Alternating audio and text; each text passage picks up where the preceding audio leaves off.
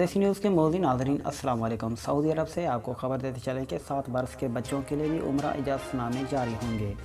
Saudi वज़ारत हज व उम्रा ने कहा है कि 7 बरस और उससे ज़्यादा के बच्चों के लिए भी उम्रा इजाज़तनामे जारी होंगे।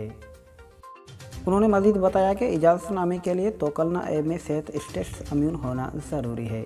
वज़ारत ने बयान में कहा कि इजाज़तनामा एतमन्ना ऐप के ज़रिए हासिल करना होगा।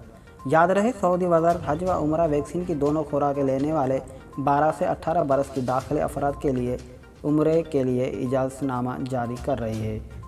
वज़ारत हज व उम्रा का कहना है कि उम्रा इजाज़तनामे के इजरा के लिए ज़रूरी है कि उम्मीदवार का सेहत स्टेटस इम्यून हो, वैक्सीन की तमाम खुराकें ले चुका हो और मुकीम प्लेटफार्म पर वैक्सीन का इंदराज होना चाहिए। बैरून मुल्क से आने वाले उम्रा ज़ायरीन को मुल्क में आमद के बाद 48 घंटे के अंदर PCR टेस्ट का मनफी रिपोर्ट पेश करना होगा। आज की सऊदी अरब की यही न्यूज़ थी। अगर आप हमारे चैनल पर नए हैं तो हमारे चैनल को करें सब्सक्राइब ताकि सऊदी अरब की खबरों से आप बाखबर रह सकें। आपकी कीमती वक्त का बहुत शुक्रिया। अल्लाह निगहबान।